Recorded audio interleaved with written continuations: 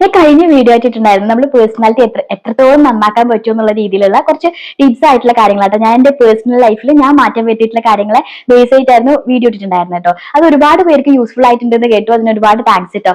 അപ്പം അതിനെ ബേസ് ചെയ്ത് തന്നെ കേട്ടോ ഇത് പറയുന്നത്. നമ്മൾ പേഴ്സണാലിറ്റി എന്ന് പറയുന്നത് എല്ലാവർക്കും അത്യാവശ്യമാണ്. ഒരു ഗുഡ് പേഴ്സണാലിറ്റി എന്ന് പറയാൻ എല്ലാവരും ആഗ്രഹിക്കുന്ന കാര്യമല്ലേ. അപ്പം അതിനെ എങ്ങനെ ഡെവലപ്പ് ചെയ്യാന്നുള്ള കുറച്ച് പോയിന്റ്സ് ആണ് അതിൽ പറഞ്ഞിട്ടുണ്ടായിരുന്നത്.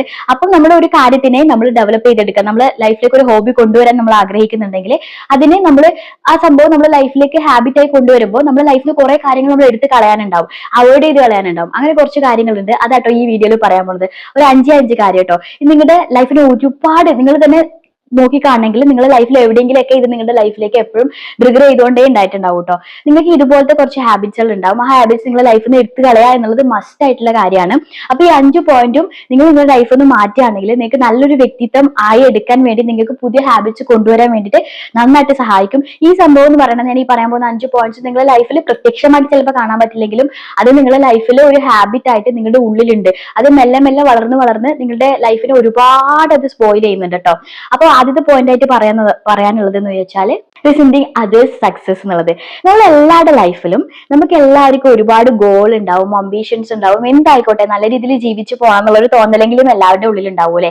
അതുകൊണ്ട് തന്നെ നമ്മൾ എല്ലാവരും നമുക്ക് ചുറ്റുമുള്ള ആൾക്കാരുടെ ലൈഫിലേക്ക് എത്തി നോക്കാൻ ആഗ്രഹിക്കുന്ന ആൾക്കാരാണ്. നമ്മൾ മറ്റുള്ളവരുടെ എന്തെങ്കിലും നേട്ടങ്ങളോ കാര്യങ്ങളോ അറിഞ്ഞിട്ട് നമുക്കുള്ളിൽ ജലസോ അല്ലെങ്കിൽ ദേഷ്യമോ എന്തെങ്കിലും തോന്നുന്നുണ്ടാകാം. എനിക്ക് തോന്നുന്നു നോർമലി ഉള്ള മനുഷ്യന്മാർക്ക് ചെറിയ പെർസെന്റേജിലെങ്കിലും ഉണ്ടാവും കേട്ടോ. ചില ആൾക്കാർ നമ്മുടെ ലൈഫിൽ ഒന്നും സക്സസ് ആവാൻ പറ്റുന്നില്ല എന്നൊക്കെ ചിന്തിക്കുന്ന ആൾക്കാരാണെങ്കിൽ അവർക്ക് ഭയങ്കരമായിട്ട് അവർ മറ്റുള്ളവരുടെ ലൈഫിനെ നോക്കി കാണുന്നുണ്ടാവും. അവരുടെ ലൈഫിൽ നടക്കുന്ന ഓരോ കാര്യങ്ങൾ കാണുമ്പോഴും കേൾക്കുമ്പോഴും ഭയങ്കരമായിട്ട് ജലസും ദേഷ്യവും തോന്നുന്നുണ്ടാവും അല്ലെ. നമ്മുടെ ലൈഫിൽ ചെറിയ രീതിയിലാണെങ്കിൽ പോലും ഇപ്പം ഞാൻ ഈ യൂട്യൂബ് ചാനൽ നടത്തുന്നുണ്ട്. ഈ ചാനൽ വേറെയും എന്റെ ഇതേപോലെ രീതിയിൽ കാറ്റഗറിയുള്ള ചാനലിൽ അവരുടെ നേട്ടങ്ങളും അല്ലെങ്കിൽ അവർ എന്റെ അതേ സ്റ്റൈൽ ഓഫ് വീഡിയോസ് ഇടുമ്പോൾ അവർക്ക് ഒരുപാട് വ്യൂ വരുന്നുണ്ടല്ലോ നോക്കിട്ടൊക്കെ ഓട്ടോമാറ്റിക്കലി നമ്മളിപ്പോ സെർച്ച് ചെയ്തുകൊണ്ടേ ഇരിക്കൂലേ എന്താണ് നമ്മുടെ തെറ്റ് എന്ന് മനസ്സിലാക്കാനായിരിക്കും പലപ്പോഴും സെർച്ച് ചെയ്യുന്നുണ്ടാവും. പക്ഷെ നമുക്കത് എവിടെയെങ്കിലും നമുക്കിങ്ങനെ ട്രിഗർ ചെയ്യുന്നുണ്ടാവും. എന്നാലും അവർക്ക് ആയാലോ എനിക്കിത് പറ്റുന്നില്ല. മറ്റുള്ളവരുടെ സക്സസ് കണ്ടിട്ട് നമുക്ക് ഒരു ജലസോ ദേഷ്യമോ ഒക്കെ തോന്നുന്ന ഒരു മൈൻഡ് സെറ്റ് നമുക്ക് ഉണ്ടാവും കേട്ടോ. ഇത് നമുക്ക് ആദ്യമൊക്കെ വളരെ കുറച്ച് രീതിയിലായിരിക്കും. പിന്നീട് നമുക്കൊന്നും നേട്ടങ്ങൾ നേടാൻ പറ്റുന്നില്ല, നമ്മളുടെ മൈൻഡ് വളരെ ഇടിഞ്ഞ് നെഗറ്റീവ് ആയിക്കൊണ്ടിരിക്കുകയാണെങ്കിൽ നമ്മുടെ ലൈഫിൽ ഇതിന്റെ അളവ് തോത് കൂടുതലായിരിക്കും. നിങ്ങൾ തന്നെ നോക്കിയാൽ മനസ്സിലാവാട്ടോ. നമുക്ക് ചുറ്റുമുള്ള ആൾക്കാരെ നോക്കുക, അയ്യോ അവർക്ക് അത് കിട്ടി അവർക്ക് ഇത് കിട്ടി എന്ന് ആലോചിച്ച് നമ്മൾ ഭയങ്കരമായിട്ട് ഇങ്ങനെ ട്രിഗർ ചെയ്ത് നമുക്ക് അവരോട് ദേഷ്യമായിരിക്കും, നമുക്ക് അവരോട് അമർഷമായിരിക്കും, അല്ലെങ്കിൽ നമുക്ക് ചിലപ്പോൾ ദൈവത്തെ പഴിക്കുന്നുണ്ടാവും. ഇങ്ങനെ രീതിയിൽ ഒരു ക്യാരക്ടർ നമ്മളിൽ ഉണ്ടെങ്കിൽ ഇത് നമ്മളെ മെല്ലെ കൊന്നുകൊണ്ടിരിക്കുക കേട്ടോ നമ്മളുടെ ഒരു നല്ല പേഴ്സണാലിറ്റീനെ.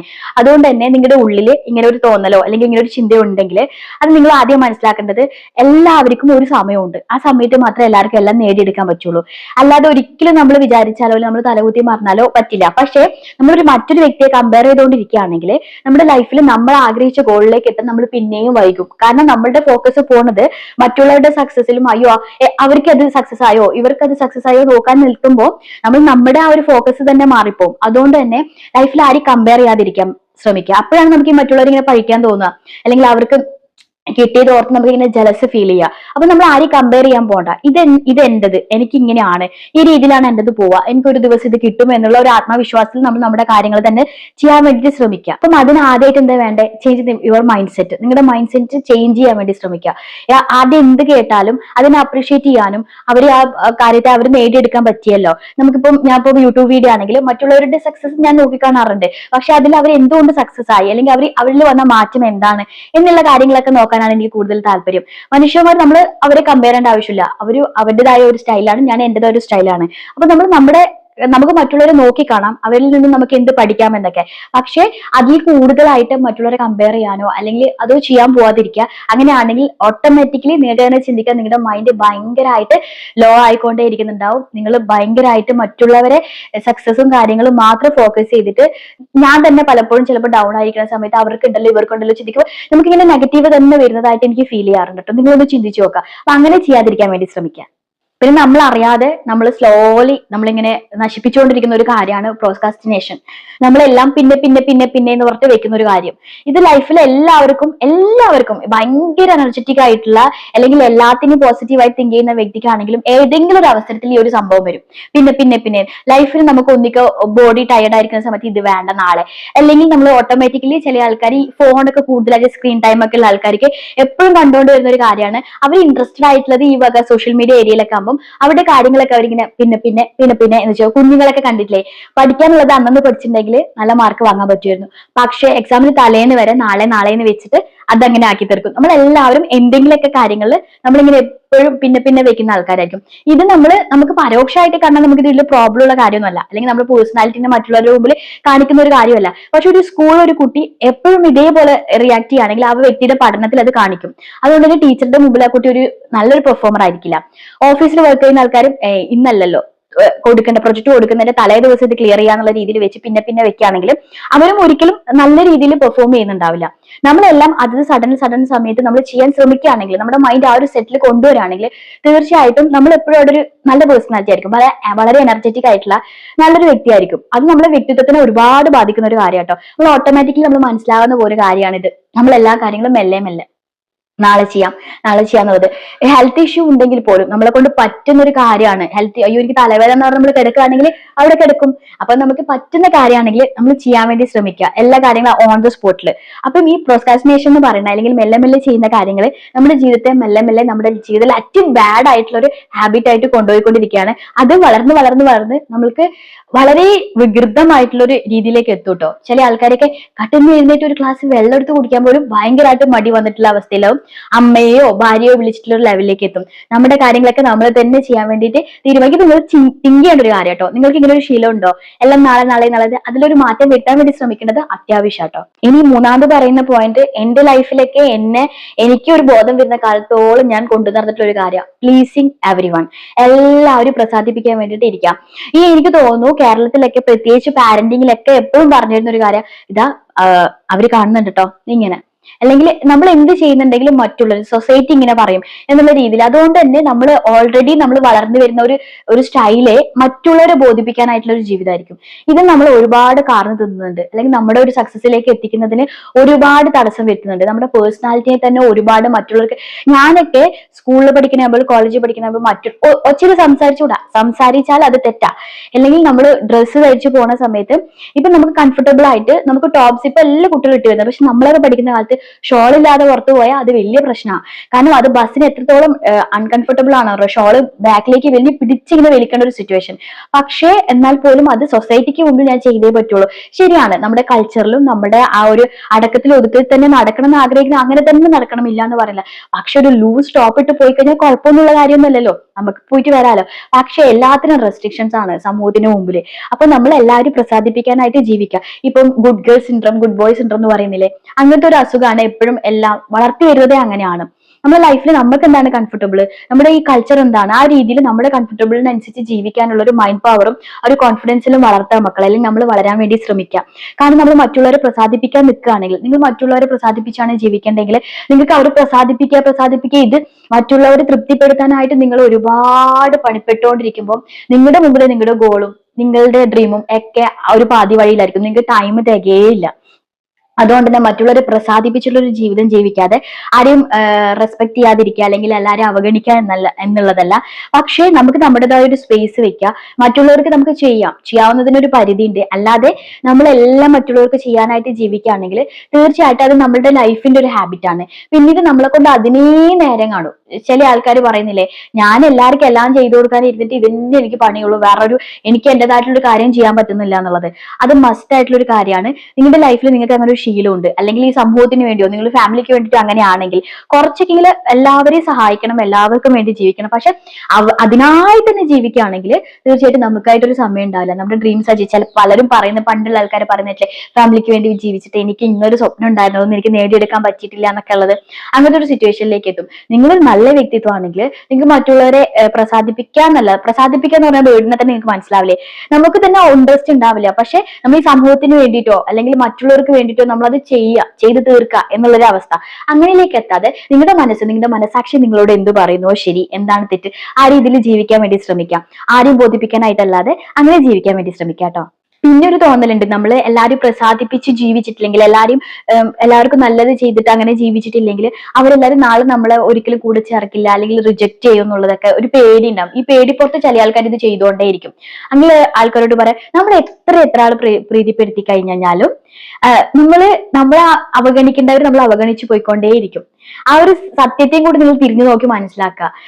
അവരൊക്കെ അവരുടെ എല്ലാ കാര്യങ്ങളും നേടി മുന്നോട്ട് പോകും. നിങ്ങളുടെ ഉള്ളിൽ ചെറുതിലേ നമ്മൾ കുഞ്ഞുങ്ങളൊക്കെ ഇങ്ങനെയേ വളർത്തുകയാണെങ്കിൽ അതൊരു ഹാബിറ്റാണ്, നമ്മളെ മെല്ലെ മെല്ലെ കാർന്നു തിന്നുന്ന ഒരു ഹാബിറ്റാണ്. നമ്മൾക്ക് എല്ലാത്തിനും ഒരു പരിധി വെച്ചിട്ട് നമ്മൾ എല്ലാ കാര്യങ്ങളും ഒരു ബൗണ്ടറി വെച്ച് ചെയ്യാൻ വേണ്ടിയിട്ട് ശ്രമിക്കുക. ഇനി പറയാനുള്ള point uncontrollable feelings and cravings. നിങ്ങളുടെ ലൈഫിൽ നിങ്ങൾ മനസ്സിലാക്കേണ്ട ഒരു കാര്യമുണ്ട്, നമ്മൾ എന്തെങ്കിലും ഒരു കാര്യത്തിൽ അഡിക്റ്റ് ആണെങ്കിൽ നമ്മൾ ആ ലൈഫിൽ നിന്ന് ഒന്ന് മാറി ചിന്തിക്കേണ്ടത് അത്യാവശ്യമാണ്. ഇല്ലെങ്കിൽ നമ്മുടെ ലൈഫ് അത്രയും അത് കാർന്നു തിന്നും.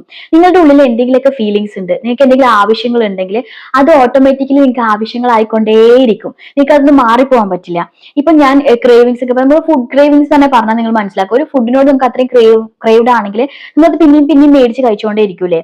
അത് ഒരു മാർക്കറ്റിംഗ് തന്ത്രം പോലെ കൂടിയാണ്. അതേപോലെ തന്നെ നിങ്ങളുടെ ലൈഫിൽ നിങ്ങൾ എപ്പോഴും സോഷ്യൽ മീഡിയ ഫോളോ ചെയ്യുന്ന, മൊബൈൽ എപ്പോഴും ചെയ്തുകൊണ്ടിരിക്കുന്ന ഒരു വ്യക്തിയാണെങ്കിൽ നിങ്ങളുടെ എപ്പോഴും ഒരു ക്രേവിങ്സ് ആണ്, നിങ്ങൾക്ക് എപ്പോഴും ഇത് കണ്ടുകൊണ്ടിരിക്കുക എന്നുള്ളത്. അല്ലെങ്കിൽ അത് നിങ്ങളുടെ ലൈഫിന് എത്രത്തോളം കാർന്ന് തിന്നുന്നുണ്ട് എന്നുള്ളത് നിങ്ങളൊന്ന് ചിന്തിക്കുക. നിങ്ങളുടെ എത്ര സമയമാണ് അല്ലെങ്കിൽ നിങ്ങളുടെ എത്ര എനർജിയാണ് അവിടെ പോകുന്നത് ശ്രദ്ധിക്കാം.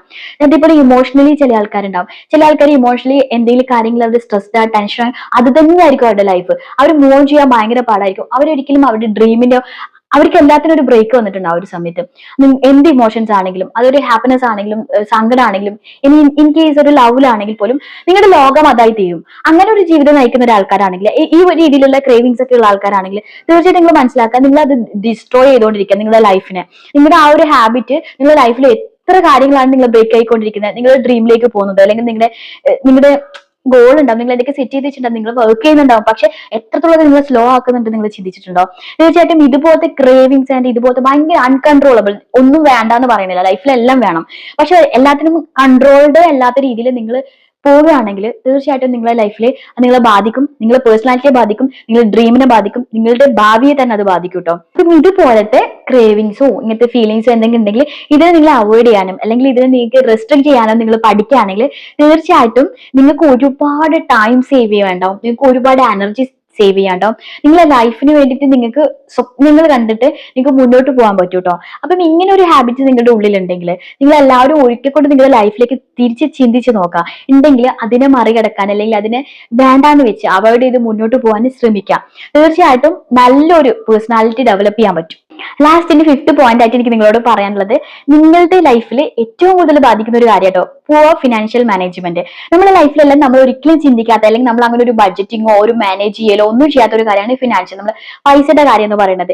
ഇത് ഇത്ര നേരം ഞാൻ പറഞ്ഞിട്ടുള്ളത് നമ്മുടെ പേഴ്സണൽ ഗ്രോത്തിന് മെന്റലി ഉള്ള കാര്യങ്ങളാണെങ്കിൽ ഇപ്പൊ ഞാൻ പറയുമ്പോൾ ഫിനാൻഷ്യലി ആണ്. പക്ഷെ ഇത് നമ്മുടെ ലൈഫിനെ എത്രത്തോളം ബാധിക്കുന്നുണ്ട്, ഒരു പേഴ്സണാലിറ്റിനെ അല്ലെങ്കിൽ ഡെവലപ്പ് ചെയ്യുന്നതിൽ ഒരു പേഴ്സൺ ഭയങ്കര കോൺഫിഡന്റ് ആയിട്ടും മുന്നോട്ട് പോകാൻ ആ വ്യക്തിക്ക് അത്യാവശ്യമാണ് പണം എന്നുള്ളത്. ആ പണത്തിനെ നന്നായിട്ട് മാനേജ് ചെയ്യാൻ പറ്റുന്ന ഒരു വ്യക്തിയാണെങ്കിൽ ആ വ്യക്തിക്ക് നല്ല കോൺഫിഡൻസ് ഉണ്ടാവും, എല്ലാ കാര്യങ്ങളും പെട്ടെന്ന് അച്ചീവ് ചെയ്യാനും പറ്റുന്നുണ്ടാവും. അപ്പൊ നമ്മൾക്ക് ചെറിയൊരു എമൗണ്ട് ആണെങ്കിലും വലിയൊരു എമൗണ്ട് ആണെങ്കിലും നമുക്ക് കിട്ടുന്ന ഫിനാൻസ് നമ്മൾ നന്നായിട്ട് മാനേജ് ചെയ്യാൻ വേണ്ടി കൂടെ പഠിക്കുക എന്നുള്ളത് ഒരു ഗുഡ് ഹാബിറ്റ് ആണ്. ഈ ഒരു ഹാബിറ്റ് ഇല്ലാത്തത് മെല്ലെ നമ്മുടെ ലൈഫിനെ എത്രത്തോളം ഡൗൺ ആക്കുന്നുണ്ട് നിങ്ങൾ എല്ലാവരും ചിന്തിച്ചിട്ടുണ്ടോ? ഭയങ്കരമായിട്ട് നമ്മളത് ഡൗൺ ആക്കുന്നുണ്ട്. നമ്മുടെ ലൈഫിൽ നമുക്ക് വരുന്ന ഇൻകത്തിനെ നല്ല രീതിയിൽ നമ്മൾ പെർഫോം ചെയ്യാൻ അല്ലെങ്കിൽ നല്ല രീതിയിൽ യൂസ് ചെയ്യാൻ, അതിന്റെ എക്സ്പെൻസ് ആണെങ്കിലും സേവിങ്സ് ആണെങ്കിലും നല്ല രീതിയിൽ യൂസ് ചെയ്യാൻ പഠിക്കുക എന്നുള്ളത് ഒരു നല്ല പേഴ്സണാലിറ്റിക്ക് അത്യാവശ്യമാണ്. പക്ഷെ പലർക്കും അത് ഇന്നില്ല. ഇപ്പം എന്നെ തന്നെ പേഴ്സണലി എടുത്ത് നോക്കിക്കഴിഞ്ഞാൽ ഇപ്പൊ കുറച്ചായിട്ട് ഞാൻ സ്റ്റാർട്ട് ചെയ്തിട്ടേ ഉള്ളൂ. കാരണം ഞാൻ മനസ്സിലാക്കി എന്റെ ചെലവുകളും കാര്യങ്ങളും ഞാൻ ചുരുക്കിയില്ലെങ്കിൽ അല്ലെങ്കിൽ എന്റെ ലൈഫിൽ ഞാൻ ഇതൊരു നല്ല രീതിയിൽ മാനേജ് ചെയ്ത് കൊണ്ടുപോയില്ല, നല്ലൊരു ബഡ്ജറ്റ് ഞാൻ കൊണ്ടുവന്നിട്ടില്ലെങ്കിൽ ഇത് എന്നെ ഒരുപാട് ബാധിക്കുന്നുണ്ട് അല്ലെങ്കിൽ ബാധിക്കും എന്നുള്ളത് ഇത് എനിക്ക് വലിയ രീതിയിൽ മനസ്സിലായ ഒരു കാര്യം കേട്ടോ. അപ്പൊ എനിക്ക് നിങ്ങളുടെ എല്ലാവരോടും പറയാനുള്ളത്, നിങ്ങൾക്ക് കിട്ടുന്ന ഫിനാൻസിനെ നിങ്ങൾ നല്ല രീതിയിൽ മാനേജ് ചെയ്യാൻ പഠിക്കുന്നില്ല എന്നുള്ളത്. നിങ്ങൾക്ക് ചിലപ്പോൾ അതൊന്നും മനസ്സിലാവുന്നുണ്ടാവില്ല എന്താ സംഭവിക്കുന്നത്. പക്ഷെ നിങ്ങളൊന്ന് ഇരുന്ന് ചിന്തിക്കുക, നിങ്ങൾ ബഡ്ജറ്റ് ഒന്ന് നിങ്ങൾ ക്രിയേറ്റ് ചെയ്ത് നോക്കാം. അപ്പൊ നിങ്ങൾക്ക് മനസ്സിലാവും ഒരുപാട് റോങ് നിങ്ങളുടെ ലൈഫിലേക്ക് വരുന്നുണ്ട് എന്നുള്ളത്. ചിലപ്പോൾ ഈ പ്രായത്തിനിടയിൽ ചിലപ്പോൾ ഒരുപാട് സേവിങ്സ് ഉണ്ടാക്കാൻ പറ്റുന്നിടത്തായിരിക്കും വെറുതെ ഒരു കാരണമില്ലാതെ ചിലവായി പോയിട്ട് നിങ്ങൾ എപ്പോഴും സാധാരണ ഒരു ജീവിതത്തിൽ മുന്നോട്ട് പോകുന്നുണ്ടാവുക. ഇനിയെങ്കിലും ഒന്ന് മാറി ചിന്തിക്കുക. ആ ഒരു കാര്യത്തിനെ നന്നായിട്ട് ഫോക്കസ് ചെയ്യാൻ വേണ്ടി ശ്രമിക്കുക. നിങ്ങളുടെ ഫിനാൻസ് അത് നിങ്ങൾ ചെറിയ എമൗണ്ട് ആണെങ്കിലും, ഒരു കൂലിപ്പണിക്കാരനാണെങ്കിലും ഇനി വലിയ എമൗണ്ട് വാങ്ങുന്നവരാണെങ്കിലും എല്ലാവരും മനസ്സിലാക്കേണ്ട ഒരു കാര്യമാണ് നല്ല രീതിയിൽ ഫിനാൻസിനെ ബഡ്ജറ്റ് ചെയ്ത് കൊണ്ടുപോകാന്നുള്ളത്. അത് കൊണ്ടുപോകാൻ ശ്രമിക്കുകയാണെങ്കിലും നിങ്ങളുടെ ലൈഫിന് ഒരു വലിയ ചേഞ്ചും നിങ്ങൾ നമ്മുടെ കയ്യിൽ പണം വന്നു കഴിഞ്ഞാൽ നമ്മുടെ പാടെ മാറിപ്പോ കേട്ടോ, നമ്മുടെ ലൈഫേ മാറിപ്പോ. അപ്പൊ തീർച്ചയായിട്ടും ഈ വക കാര്യങ്ങളൊക്കെ നിങ്ങളുടെ ലൈഫിൽ മെല്ലെ മെല്ലെ മെല്ലെ സ്ലോലി നിങ്ങളുടെ ലൈഫിന്റെ നല്ലൊരു പേഴ്സണാലിറ്റി ഡിസ്ട്രോയ് ചെയ്യുന്നുണ്ട്. എല്ലാ കാര്യങ്ങളിലും നിങ്ങൾ പറയുന്ന ഒരു വ്യക്തിത്വം തന്നെ ഇല്ലാതാവുന്ന രീതിയിൽ പോകുന്ന ഒരു കാര്യങ്ങളാണ് ഞാൻ പറഞ്ഞ പോയിന്റുകളൊക്കെ. ഇതൊക്കെ ഞാൻ എന്റെ ലൈഫിൽ ചേഞ്ച് വരുത്താൻ വേണ്ടിയിട്ട് ചെയ്തിട്ടില്ല അല്ലെങ്കിൽ ചിന്തിച്ചിട്ടുള്ള കാര്യങ്ങളാണ്. തീർച്ചയായിട്ടും നിങ്ങൾക്ക് എല്ലാവർക്കും ഇത് യൂസ്ഫുൾ ആവുമെന്ന് വിചാരിക്കുന്നു. തീർച്ചയായിട്ടും എനിക്ക് ഇത് ഇഷ്ടമായിട്ടുണ്ടെങ്കിൽ ലൈക്ക് ചെയ്യാനും, അതേപോലെ ഇതുപോലെ ഒരുപാട് വീഡിയോസ് എന്റെ ചാനലിൽ ഇട്ടിട്ടുണ്ട് കേട്ടോ, പോയി നോക്കാം. കണ്ട് നിങ്ങൾക്ക് ഇഷ്ടമാണെങ്കിൽ തീർച്ചയായിട്ടും ഒന്ന് സബ്സ്ക്രൈബ് ചെയ്തിട്ട് സപ്പോർട്ട് ചെയ്യാനും മറക്കരുത്.